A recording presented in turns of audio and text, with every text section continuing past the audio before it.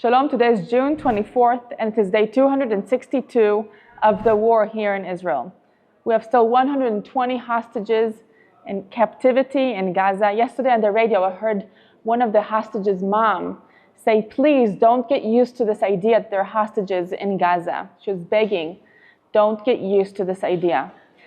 The war has been going on for over 8 months, and it seems like that even the newspaper is a little bit tired of the war. For instance, there have been 35 sirens yesterday in the northern part of Israel from different aerial vehicles and other threats coming in from Lebanon, but it's not mentioned in the newspaper. But let's see what is mentioned in the newspaper. The situation in Israel is still very tense. Many people are not living in their homes. The threats are real. The northern border is continuing to escalate. And yet, there's a lot of routine happening in Israel despite everything. Let's see what the newspaper is pointing out today with the headlines.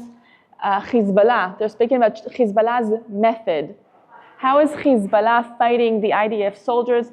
They are getting really close to the UN buildings, and they are moving in civilian cars rather in their own military cars. So it makes it harder to spot. And this is because they've learned that Israel does not bomb civilians, and they do not bomb just UN structures. So they're using the UN and the civilians to move and maneuver amongst them. We'll read inside about more of the IDF operations in there and how do we collect information and intelligence. The middle headline, Ma ha'Amerikayim chayavim lanu? What do the Americans really owe us?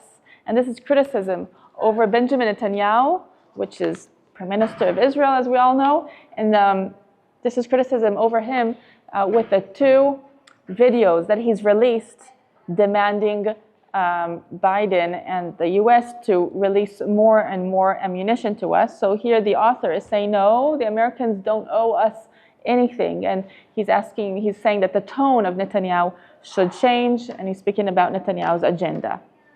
Down here, there's an article about the divorced families. These are families that have lost children, that have lost the fathers on October 7th, but because they're divorced and they live with the moms, the mom and the children do not get the same rights as other children and wives do. Because they were separated before October 7th. And what about foreign news? We read here that Oxford has become a stronghold of hate towards Jews. And in Russia, 9 people were murdered yesterday in a terror attack in synagogues and in churches. As we turn the page here, we see a cartoon of Nasrallah, the head of Hezbollah, in the international airport of Beirut Rafik Hariri, it says here. And as people are passing through their luggage in a security check, he's pointing at his missile and saying, that's mine, zesheli. Down here we read an opinion article reading, Liftoach bechadash et apar, opening the gap again.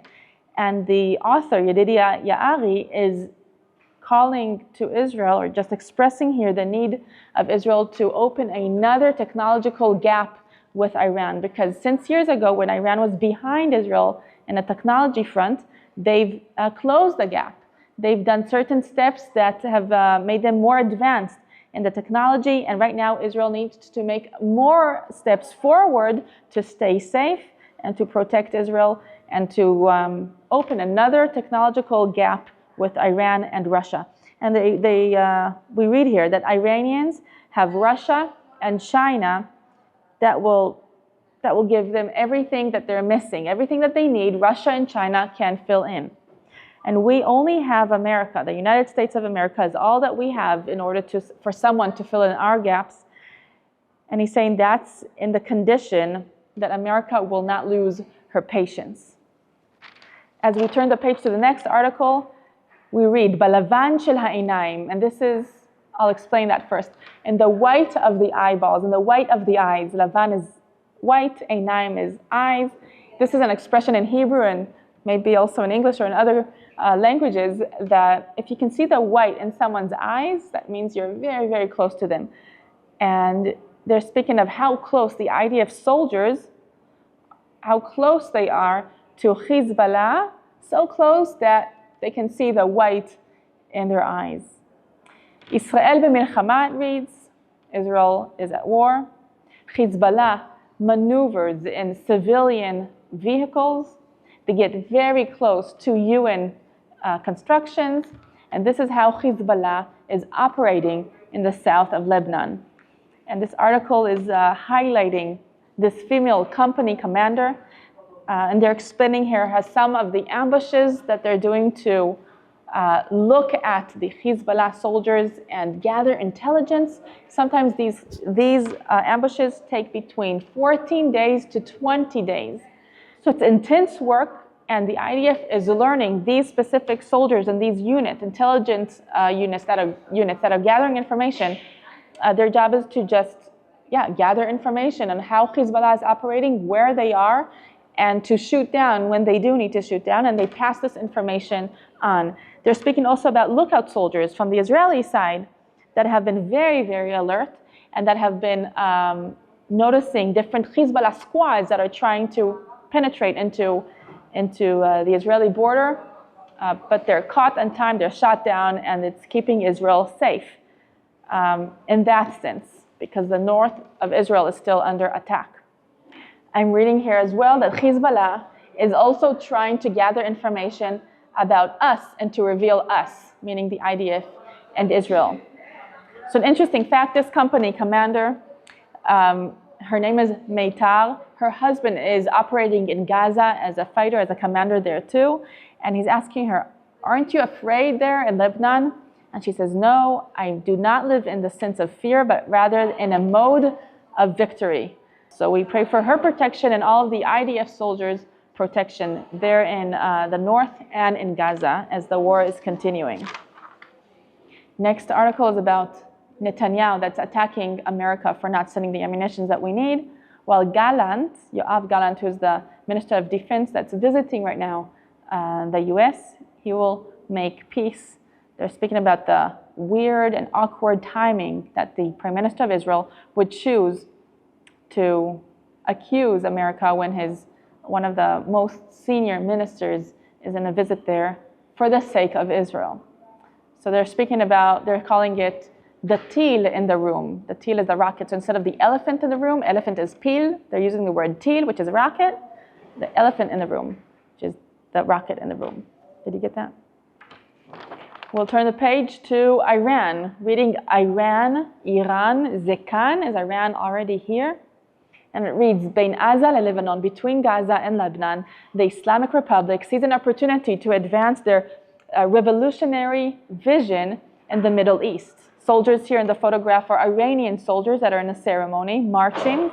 And we read that the attack of Hamas on October 7th is portrayed in Tehran as a point of weakness of Israel, how Israel is just breaking down and is on the verge of losing from here and on. There's no victory to Israel. They're speaking about an opportunity to attack Israel because Israel is just becoming weaker and weaker. And even though in mid-April, when Iran sent over 300 missiles attacking Israel, but Israel completely demolished all of those, intercepted all of those rockets, even that is considered as a strategic victory for Iran. So Iran is gaining confidence, gaining abilities. They see themselves as very strategic and very, very capable. And it seems like they might be coming to the conclusion that their hour has come. So the attack of Iran is very imminent, and Israel is getting ready for it. And they're saying one of the most important things here that's needed is the strengthening of cooperation between Israel and America and Israel with other Western countries. The author of this very interesting article is Dr. Ran Simat. He is a senior researcher and an expert of Iran in the Center of Iran Studies in Tel Aviv University. Up here, we read more about the terror attack that happened yesterday evening in Russia. It was a joint terror attack, shooting on Batei Knesset, synagogues, and churches, and at least 9 were murdered and 12 injured, including policemen, and we know of a priest that was murdered as well. This attack happened in Derbent and Makhachkala, and here in the photograph we see the burning down of a synagogue in Derbent, completely burned down. Here's the fire.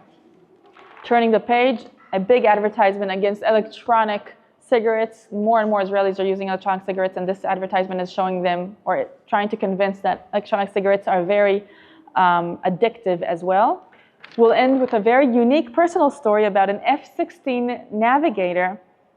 He's called Dr. Dalet because he's also a surgeon in Sheba Hospital. Sheba is a very well-known, good hospital in Israel. It's not Shifa Hospital in Gaza, where terrorists operate from. Sheba is a very well-known, good hospital, and he is a doctor there and also a navigator of F-16, and he has a family life. And when they ask him, how do you do it? He says, I'm simple, I'm normal, I stand in line like everyone.